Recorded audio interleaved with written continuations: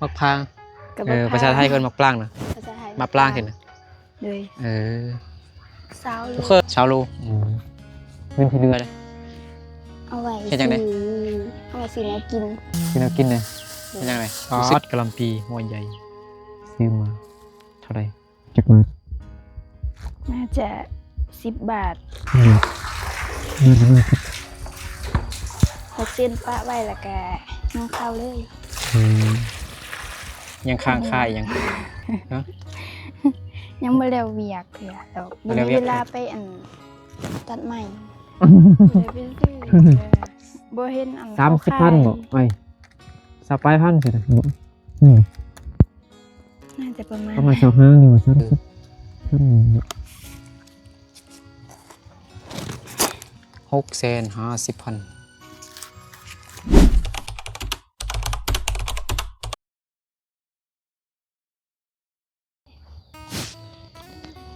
สบายดีพี่น้องเบิดสุขสุคนเด้อยินดีต้อนรับเข้าสู่2บ่าวนึกเผาปล่อยคือเก่าเนาะมื้อนี้มาหาน้องนุชคือเก่าพี่น้องเนาะน้องนุชสาวเผายวนบ้านดงหลวงเมืองเพียงแขวงสยบุรีสปปลาวเหนือพี่น้องเนาะมือก่อนเนาะบ่นึกกับมาหาน้องนุชเนาะมื้อนี้ก็มาหาอีกเห็นบ่เฮือน้องนุชเนาะเป็นธรรมชาติแห่งพี่น้องเนาะน้องนุชก็ยังบ่ทันได้เปลี่ยนหลังคาเฮือนเถอะเนาะนี่คือเก่าฝนตกมาก็บ่อนที่พักอาศัยนี่เปียกเนาะบ่อนนอนก็ยังเปียกน้องนุชว่าพี่ตาอีต้นเองเบิกถามน้องนุชก่อนไปมื้อนี้บ่นึกมาผู้เดียวเนาะเซาลีคายห้วยลาวพัฒนา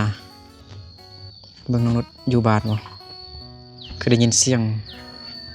เฮ็ดอีหยังอยู่นางหั่นน้องนุชอยู่บ่เห็นอยู่น้องนุชกำลังเห็นยังไงกำลังสิแต่งกินบอนเบิ่งดูสิได้กินข้าวเพื่อนน้องนุชแล้ววันนี้นุชแต่งกินอยู่ฮะพี่น้อง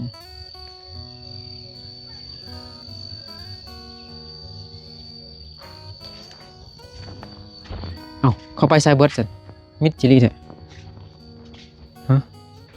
เห็นแต่น้องนุชผู้เดียวแม่เลยแม่ไปใช่หรออยู่บนเฮือนบ่มาเธอได้บ่เห็นแม่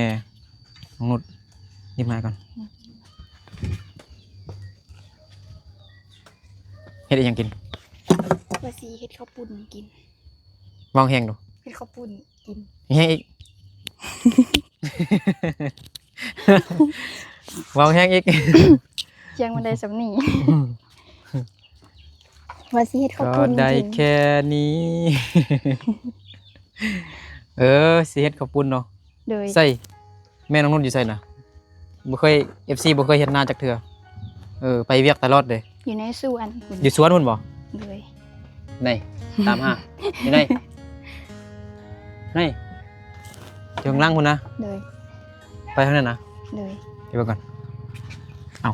ทักทาย FC แล้วเนาะสบายดี ลืมถ่าย FC เอาเนาะเดี๋ยวพี่น้องเนาะเดี๋ยวขออนุญาตปิ่นกองแม่นุชกำลังเก็บมะเขืออยู่โอ้ทางล่างนี่มีส่วนผักส่วนมักไหม้มักตอง สบายดีแม่น้องนุช เฮ็ดยังนะ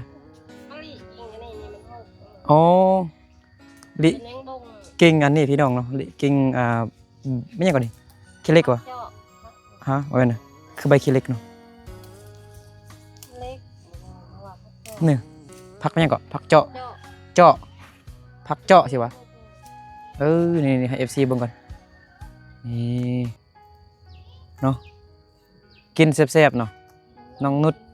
กินตลอดต้มกินลวกเนาะแจ่วมื้อนี้แฟนแม่น้องนุชไปใส่แฟนนะ เสียดยาไปหาเงินเนาะให้ผู้สาวอยู่เงินเมื่อยแล้วแม่น้องนุชก็เมื่อยแล้วไปตลอดเนาะมื้อนี้พักผ่อนพักผ่อนก่อนมียาเด้เนาะนี่ยาสูบลาว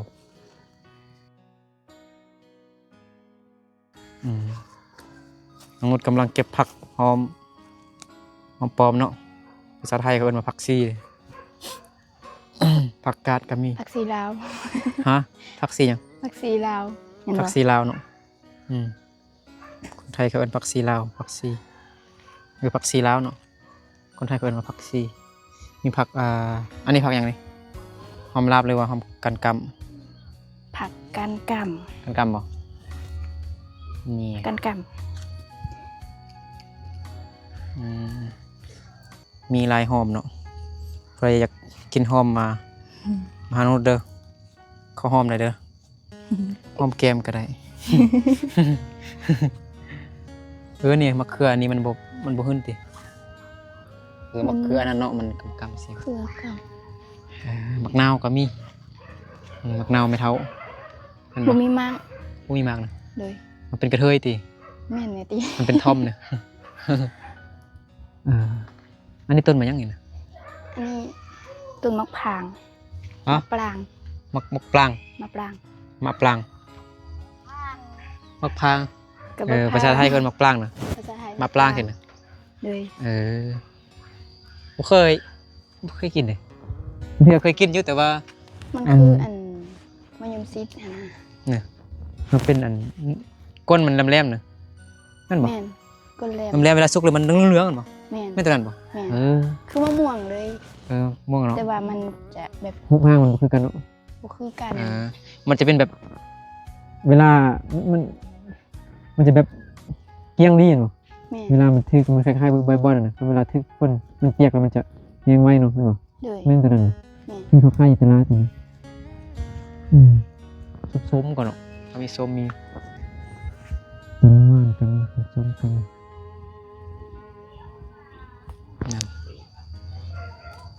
น้องนุชซื้อข้าวจักเป่าเงินที่ FC ให้วันนั้นซื้อจักโล ซื้อไว้หั่น20 โล ชาวโลเงินที่เหลือเลย เอาไว้ เฮ็ดจั่งใด เอาไว้ซื้อแนวกิน ซื้อแนวกินเลย เล เฮ็ด ย จังไดบ่ซื้อยาซ้ํเขาขายยาบ่ บ่ได้ซื้อ บ่ได้ซื้อนี่บ่ได้สิเฮ็ดเงินจ้ะไม่ก็บ่ได้เท่านั้นไม่บงไม่อันนั้นบ่ได้ไม่อันข้าวมันเด้ ไม่ก็หายากแล้วเดี๋ยวนี้ ไม่แบบไม่ฮกไม่บงไม่ไผอีหยังก็ได้ซื้อเบิดพี่น้องเนาะอยู่บ้านน้องนุชไปซื้อเบิดพี่น้องคันบ่ซื้อเขาเอาตัดเองมันก็อยู่ไกลแฮงเลยไกลแฮงเอารถซิ่งไปเลยพุ่นทางนาดูเป็นบ่ เลย นาดูเอาตัดได้บ่ว่าเป็นของเขา ถ้ามันอยู่ในป่าแต่ก็ตัดได้ ได้เนาะคนเราอีหยังเราอ่อนๆนี่ตัดได้เนาะของเขาเนาะ เลย ดินเขาเห็นมีเขาคิดว่าเขาละแล้วก็ตกไม่ไหมไม่อ่อนเลยไม่เห็นเลย จักไปทางใดบ่ฮู้ ไม่เท่าตี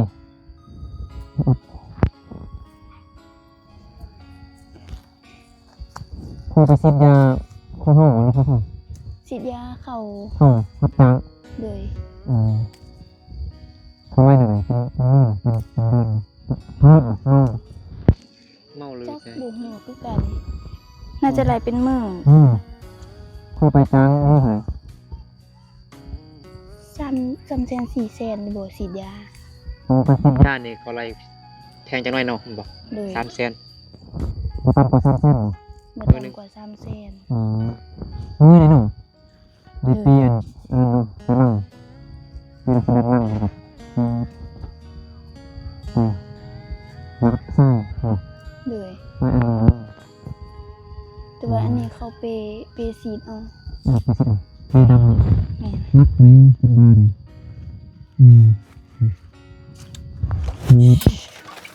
เช็ดข้าวปุ้นกินโอ้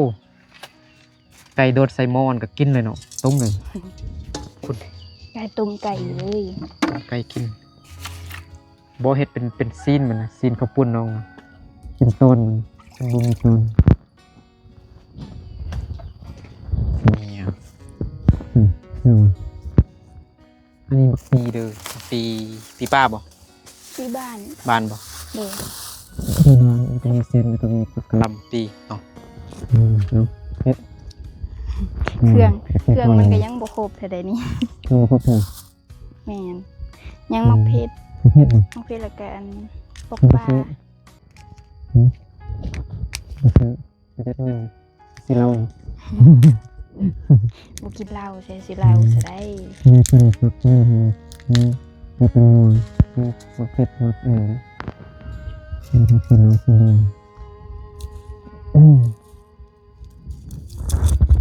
เพิ่นเป็นตกเพิ่นเอารถเก็บบ่ เปียกปู เปียกลายบ่เปียกลายบ่ โดย ไม่ เปียกข้างหน้า เปียกแถวนี้เปียกมื้อนี้ นี่คือเบิด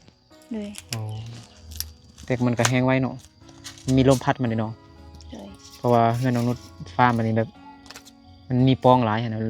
มันมีอย่างแบบช่องลมอะนะลมเข้ามาแล้วก็เป่าแล้วบ่เดียวมันก็แห้งแห้งฝนตกมันก็เปียกบึดมันก็แห้งคันตกใส่หัวใส่บ่อนนอนนี่บ่ได้เลยใส่เสื้ออีหยังมันบ่แห้งง่ายเลยบ่แห้งไว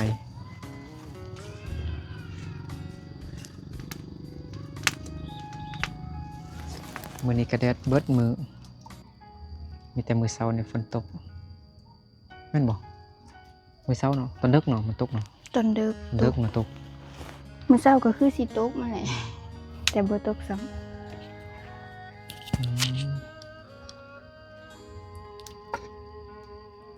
FC ก็ทำเห็นคอมเมนต์ว่า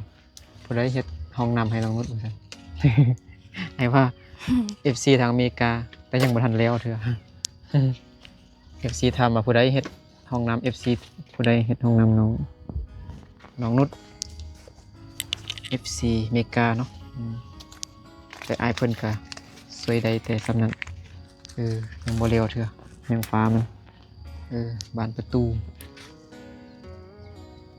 นั่นจะได้กินแล้วบัดนี้เส้นก็เปื่อยแล้ว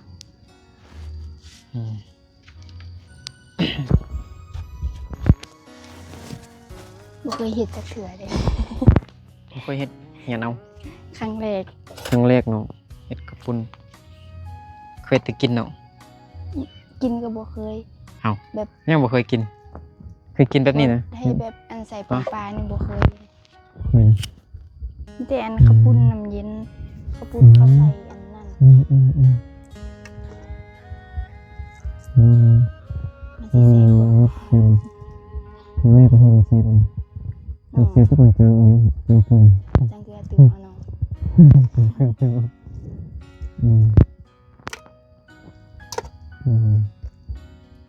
มื่อนี้น้องนุชบ่ได้ไปรับจ้าง บ่ได้ไปใส่เนาะ บ่ได้ไปใส่มื้อนี้มื้อวันศีลเด้ มีวันศีลเนาะเอ้าเสียดยาได้เนาะ ได้ แม่นมื้อนี้มื้อค่ำพี่น้อง15ค่ำ บ่อันมื้อ8ค่ำมื้อนี้ 8ค่ำเนาะ แม่น แฮม8ค่ำบ่เอา แม่น คิดว่า15ค่ำบ่แม่นเอาแฮม8ค่ำเขาก็พักวะ ภาคบางคนเขาก็บ่ภาค อยู่บ้านอ้ายนี่บ่พักไป15มันจะพัก15ค่ำ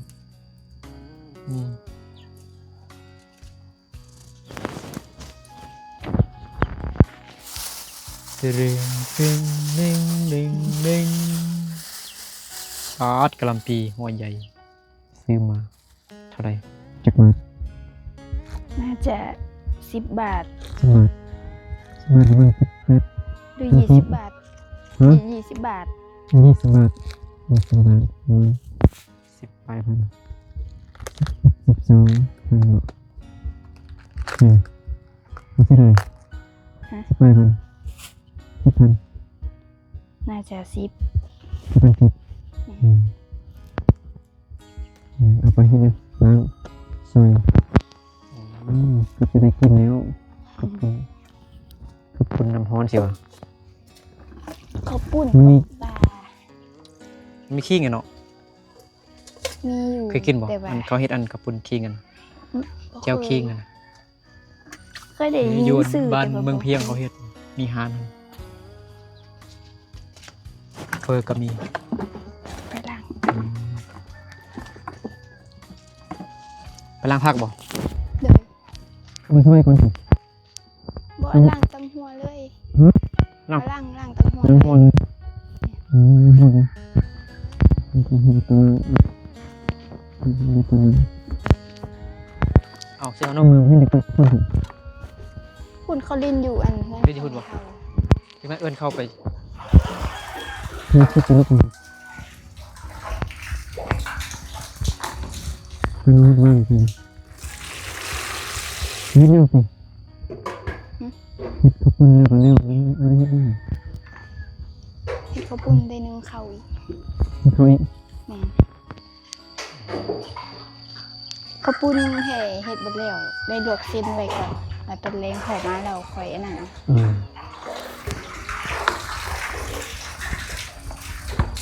เอาเส้นปะไว้แล้วก็นึ่งข้าวเลย มือใส่ไปใส่ไปมือใส่ไป น้องนุชเดี๋ยวแป๊บนึงนะแกมยิ้มนะเสร็จโปรคลิปนะเนี่ยโอเคเดี๋ยวเบิ่งแบบยิ้มธรรมดายิ้มแบบเบาๆโอเค ยิ้มแบบให้มันแข็งแห้งเลยหญ้าอันนี้ก็เป็นหญ้ามันเป็นหญ้าอะไรเนี่ยหญ้า ย่าน้ หญ้าน้ำอันนี้นะปึ๊บนี่ ำอยู่ไห้บักไล่ๆเลย มันจะเหี่ยวบางคนก็คิดว่ามันอ้ายมัน ทำบ่ใส่เกือบหน้า แล้วตำมัน นี่ ฮะ ว่าถ้าบ่ใส่เกือบหน้านี่ย่างบ่ได้เลยทางอันอยู่ไห้ น้ำเนาะเหยียบว้าวจะเจ็บคักชิด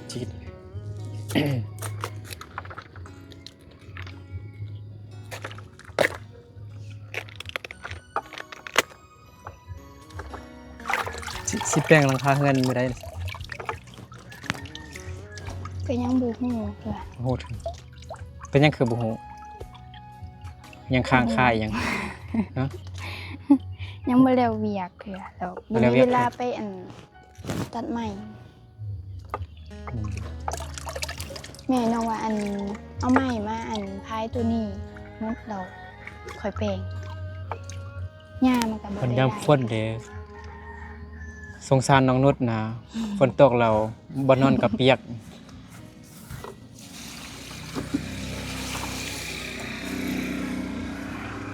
ตอนกลางคืนฝนตกก็ได้ยืนบ่ได้นอน ยืนยุดคืน นั่งเด้ ยืนนั่งอยู่เนาะ พาเพื่อนน้องนุชก็สู้ชีวิตแห้งเห็นบ่แม่น้องนุชเอา กระสอบกระเป๋าเข้า ตาบไว้ซื่อๆบ่ให้ลมเขา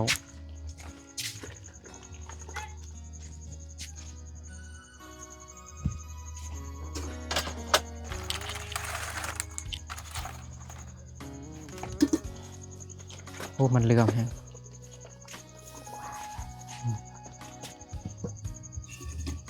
เรียบร้อยบ่ซอยผักบ่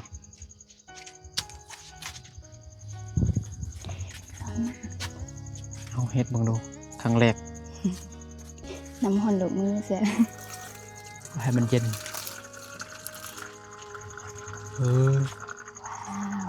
งานสำเร็จ เดียวกัน มาเบิ่งวิถีชีวิตน้องนุชผู้สาวลาวเหนือผู้สาวเผ่ายวน หวานดงมีเสียงแขวง สยะบุรีใครมาเที่ยวมาลินหมู่บ้านน้องนุชมาได้เลยมาทางอำเภอทาลีก็ได้จังหวัดเลยหรือว่ามาทางเมืองน่านเมืองเงินก็ได้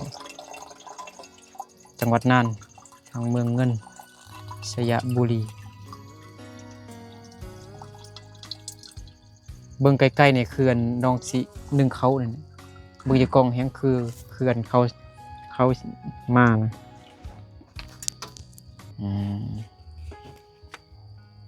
ตอนมีบ่ได้ใส่ตอนติ บ่ว่าสิเอาอันกระป๋องปลามาใส่ อ๋อ ปลากระป๋องมาใส่ ปลากระป๋องคือใส่ปลากระป๋องเนาะ อืมกระป๋อง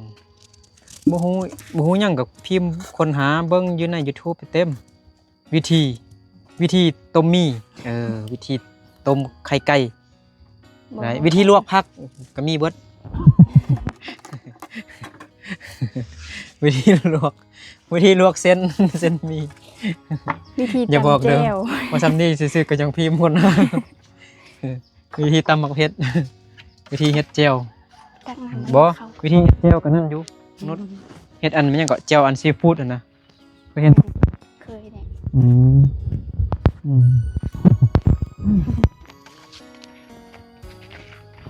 วิธีเฮ็ดแจ่ว วิธีทำเจียวให้ส้มๆจังเลย มา เอ้าไม่รู้ว่าจะอะไรที่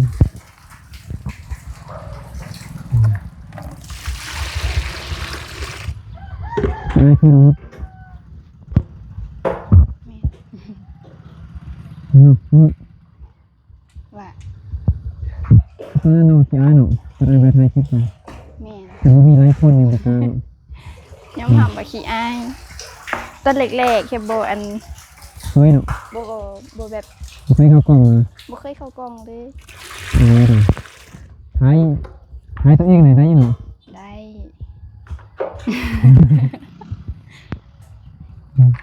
คิดแบบอายๆเขินๆอยู่ตอนแร ง่าย ก เกิน ๆบ่กล้าบ่ฮู้สิว่าอันสิเว้าอีหยังหั้นน่ะ ถ่ายตัวซีดหนูเป็นธรรมชาติมืดตักเอาน้ำอยู่น้ำค้างใส่คุกแล้วก็หิ้วไปเฮ้ย อยู่บ้านให้มาพบกัน เอาไปให้เขา ลง เพชรเป็นยังเนี่ยกินข้าวแล้วนี่แม่น้ำมันจะกินข้าวแล้ว นึ่งข้าวก่อน นึ่งข้าวก่อนเอานึ่งข้าวเอาไฟนึ่งข้าวแล้วเป็นยังไง ประมาณ2 ชั่วโมงสุกเลย เอาสุกสุกเลยเราคือสิทาเบิ่งตอนสุกยังไงเลยนะ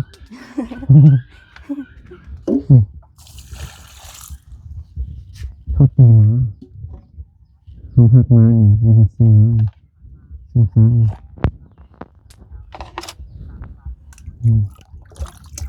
ขั้นตอนที่หนึ่ง เอาน้ำใส่ หมูนี้ ประมาณลิตรปลายเนาะ 3 ปุ๊3 ปุ๊ 3โอเนาะ 3 โอ ก็ประมาณ3ลิตรประมาณลิตรปลาย บ่ฮ้อน ประมาณลิตรปลายกับ2ลิตร2ลิตรเลยใส่ละลายเพื่อบ่ให้หม้อนึงเข้าไหมเนาะบ่เคย ไหม เฮ็ด เรา เทื่อเฮ็ดใหม่ ฮะ เราบ่เคยเฮ็ดใหม่เทื่อ ขั้นตอนต่อไปแม่นคนที่แบบอยู่แบบกรุงเทพหรือว่าอยู่ต่างประเทศนะคนต่างประเทศเนี่ยเขาบ่ฮู้ได้บางคนเนี่ยบ่เห็นฮอดต้นเขาซั่นนะเป็นจังไดต่อไปเอามานึงเอาหวดมา ป้าหวดเบิ่งสู้ชีวิตแฮงนี่ว่าหวดหนึงเขา แม่น นั่นเอง งามดินี่มันชาติอะไรฮะ อันนี้มันห่าง ไม่เป็นยังมันห้างเหรอมันห้างมันมาซุกเหรออ๋อ เงิน FC เอาให้คือบ่ซื้อจากหน่วยหนึง บ่ได้ไปซื้อบ่เห็นอัน 30,000บ่ไป30,000สิบ่น่าจะประมาณ ประมาณ25หรือว่า30,000บ่ บ่ได้อันออกไปตลาดแถวบ้านนี่เขาบ่ขาย ที่บ้านเขาขายบ่ แม่น ตะกี้มันเข้าลงรถแบบการขายเนาะเราบอกว่าซื้อเลยที่มันอาจจะซื้อยังลงรถเขามาก็คิดเลยนี่ที่ชีวิตน้องนุช เดี๋ยวรถ เบิ่งอายุกันนะบ่แจกเอามือนี้บ่แจกเลย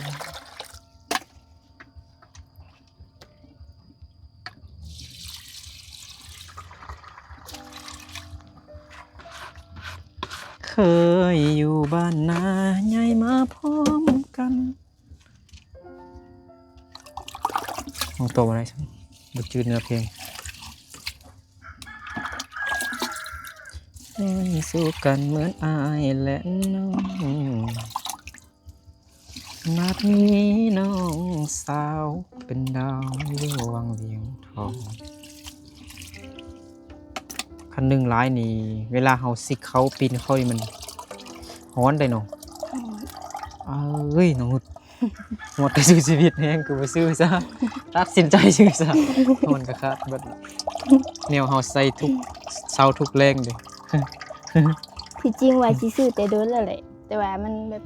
สอกหายากไง สองอันยากเนาะ แล้วบ่ได้อันค่อยไปตลาดเด้ เลยไปตลาด ถ้าบ่ซื้อแบบของหลายๆแล้วบ่ได้ไปตลาด ธรรมศาสตร์แห้งบัดนี้หมดน้องนุชก็ได้อยากก็ธรรมศาสตร์เบิดเป็นธรรมศาสตร์เบิดแบบคลาสสิก บ่เป็นหยังจังหน่อยก็สิ โอ้ ได้ บ่ ใหม่ คลาสสิก ๆ หูบักคลาสสิกแปลว่าหยัง เอา ภาษาอังกฤษคลาสสิกนะแปลว่าอย่างไรภาษาอังกฤษคลาสสิกกับเป็นภาษาลาวเลยมันจะเป็นแบบธรรมศาสตร์ทุกอย่างมันจะเป็นแบบคล้ายๆแบบยังเขายังศึกษาแบบ มวลเสือ หรือว่า แบบดีหยังมันจะเป็นแบบของบูฮานในลายหั่นนะเฮาได้รักษามาก็คือหัวน้องนุชก็คือสิโดนเติบนะ โดนแค่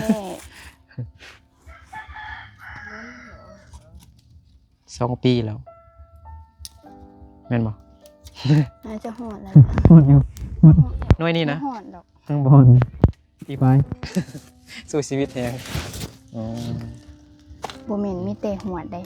แอบเขา แอบเขาก็สู้ชีวิตแฮงเลย แอปเข้าก็ สิบ่ ตัด ไหว สินใจ แล้ว ซื้อซะเดี๋ยวจะน้อยสิเอาเงินให้ซื้อ ว่าสิซื้ออยู่ไปตลาดยามใดก็ลืมตลอ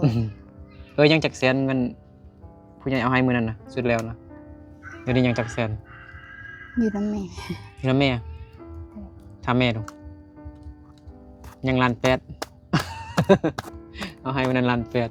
ยังล้านแปด บ่ได้เซาทีเดียวยังเท่าไหร่นะปอดเงิน FC ยังเท่าไหร่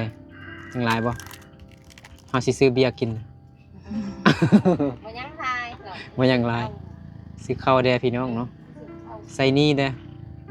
เวลาบ่มีเงินซื้อข้าวก็เลยเอาอันเขาเจ้ามากินก่อนให้เงินจึงหาข้าว เลิกกับเข้าก็ได้ เพราะว่าน้องนุชก็สู้ชีวิตแห่งเนาะรับจ้างทุกมือเลยนะก็บ่มีมือที่พักผ่อนพี่น้องเนาะน้องนุชก็บึงหอบึงเฮือนมีแต่พ่อแม่ไปหาเงินน้องนุชเบิ่งไอออดเบิ่งน้องสาวเด้บึงหอบึงเฮือน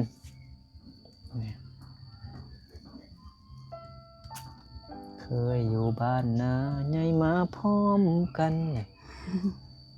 น้องนุชธรรมศาสตร์แห่งFC ว่าอยากเห็นน้องนุชยิ้มอยู่ตลอดเวลาบ่ให้โศกให้เศร้าบางคนก็ให้กำลังใจน้องนุชสู้ๆเด้อน้องนุชสู้ต่อไปเด้อ เป็นคนยิ้มง่าย ถึงจะหนัก สู้ๆเด้อ ยิ้ม น้องนุชสู้อยู่แล้วเนาะ เฮาคน แม่ล้มผู้ใด ก็จำเป็นได้อุด แม่ลมโทรศัพท์นะ บ่ ลมเฮาอ่ะ ล้ม สู้ต่อไปน้องนุชเรียนจบแล้วก็บางทีก็ได้ไปหาเงินอยู่ไทยนี่ก็ได้เงินแล้วเงินเดือนบ่ต่ำกว่า16,000 ล้านต่อเดือนส่งให้แม่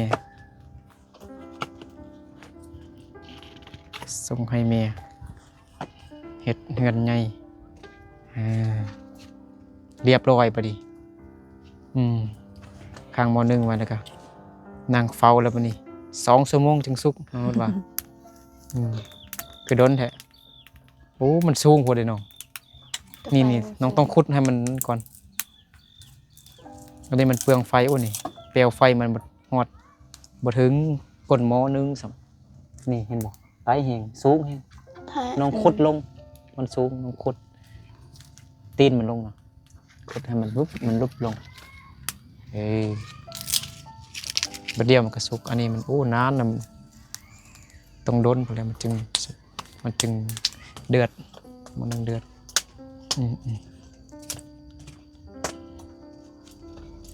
นี่เนาะเวียกของน้องนุชมื้อนี้มื้อแรงนี่เนาะนึ่งข้าวเป่าไฟเห็นบ่แต่งอยู่ครัวกินผู้ใดๆไปนี่ป้าเถอะ สบายน้องนุชขยันอยู่แล้วเห็นบ่สิซอยผักกะหล่ำแล้วนี่แม่น้องนุชออกไปนอกอยู่นอกพุ่นแล้ว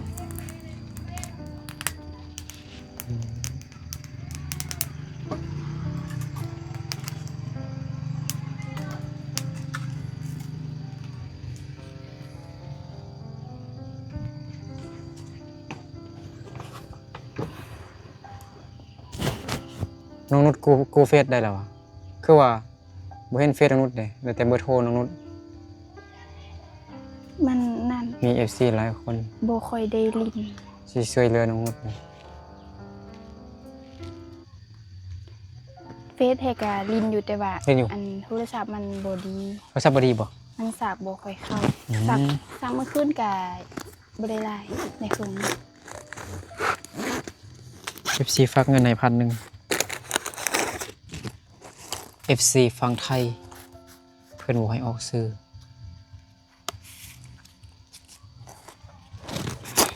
650,000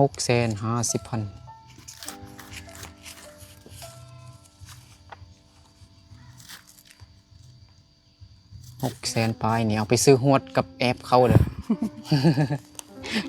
ชื่ออยู่แล้ว ที่จริงอันน้องก็คาใจเรื่องอันนับข้าวกับหวนนี่แหละเด้อบ างทีมันก็เราสิเฮ็ดมื้อสิไปซื้อมื้อใดมันก็แบบบางทีก็เฮาก็ลืมไปเนาะแล้วก็เลย นี่ก็ลืมบาง แล้ ที ว ก็ ฮ บ่ อด ว่าง ตอนเฮาไปนึ่งตอนเฮาสินึ่งข้าวเฮาจะคิดออกคันบ่ฮอดยามมันหยังก็วันตอนแรงตอนเช้าตอนแรงมันเฮาก็บ่คิดจวบบ่คิดออกหั้นนะก็ตั้งใจแต่ลืมเนาะแม่นบ่ บางทีก็ใจหาย เนี่ยใจ ใจ หา หาย ยน้ำหวน อ๋อFC เพิ่นบ่ให้ออก ซื้อเด้อ FC ฝั่งไทยเป็นอย่างที่ดีเพิ่นก็เป็นเจ้าของบริษัทเจาะน้ำบาดาลเพิ่นเห็นน้องนุชเราสงสารแฮงโอ้น้องนุชคือลำบากอยู่เพิ่นก็เลยช่วยมา 1,000 บาทพี่น้องเนาะให้เพิ่นก็ให้บ่นึก500 บาทซื้อน้ำมันรถมาซั่นโอ้ดีใจแฮงพี่น้องเนาะบ่นึกก็ดีใจน้องนุชก็ดีใจแล้วเว้ยอ้าวนุช เข้าใจดี เบาแห้งเลย ดีใจแห้งจนเบาบอกได้เงินไปซื้ออันกระติบเขากับหวดเขานึ่งเขาแล้ววันนี้เนาะ ได้ซื้อแล้วบัดนี้ เอาตัดสินใจเด้อวันนี้เด้อไม่น่ามา โดย ต้องเห็นหวดงามๆแอบเขา ใหญ่ๆจักหน่อยนะแอบเขาก็น้อยแห้งพี่น้องเนาะ คันได้ซื้อก็สิเอาอันเนื้อให ขอ ญ่ ง ก พ่อ ว่า น้อง นี้ นุช ล่ะ มีจักคน มัน6เนาะ มี6คน มี6คนเบิ่งกระติบเขาน้อยๆพี่น้องเนาะ มันมีอีกอันหนึ่งอันน้อยกว่านี้ น้อยก็ได้อีก โดย ซื้อมาไว้เขาใส่อยู่ทุกวันเนาะขอบใจขอบคุณผู้ใหญ่ใจดีเพิ่นเด้ ขอบใจ FC ผู้ใหญ่ใจดีฟังไทยได้เด้อขอให้สุขภาพแข็งแรงเฮ็ดธุรกิจสิ่งใดก็ขอให้ประสบผลสำเร็จในหน้าที่การงานพัฒนาสิ่งใดก็ขอให้ได้สิ่งนั้น สาธุ สาธุ ดีใจจนเบาบอกเนาะ มัน ขอบใจขอบคุณเนาะบ่นึก ตื่นตัน ขอบใจขอบคุณบ่นึกขอบใจขอบคุณ FC คือกันเด้อเนาะFC เพิ่นก็ยังมีน้ำจิตน้ำใจ เติมน้ำมันรถให้บ่นึกเนาะช่วงนี้ก็น้ำมันก็แพงแฮงพี่น้องแต่มาหาน้องนุชนี่ก็บ่ได้ไกลดอกพี่น้องเนาะ เลย อยู่หมู่บ้านเดียวกัน ย่างมา พี่น้อง ก็ได้ เนาะย่างมากก็ได้มาหาน้องนุชพี่น้องแต่ว่าบ่นึกได้ไปถ่ายน้องๆคนอื่นก็คือน้องประยงน้องละหรือว่าน้องไม้น้องนาลีน้องมีหน้าบ่พุ่นทางบ้านบ่นึกพุ่นก็ไกลแฮงพี่น้องเนาะใส่น้ำมันรถก็100,000พุ่นแหละพี่น้องเนาะ100,000 100,000ปลายพุ่นแหละไปกลับพี่น้องเนาะก็ขอบใจขอบคุณ FC เนาะเพิ่นใจดีหลายๆเด้อขอให้เพิ่นจงอยู่ดีมีแรงสุขภาพ เข้มแข็งแข็งแรงขอให้มีแต่ความสุขความเจริญรุ่งเรืองเฮ็ดธุรกิจหยังก็ขอให้ประสบผลสำเร็จในหน้าที่การงานเด้อสาธุเอาสำหรับคลิปนี้บ่นึกก็สิกลับเงินก่อนพี่น้องเนาะแล้วเจอกันในคลิปต่อไปเอาสบายดีทั้งหมด สบายดี อืม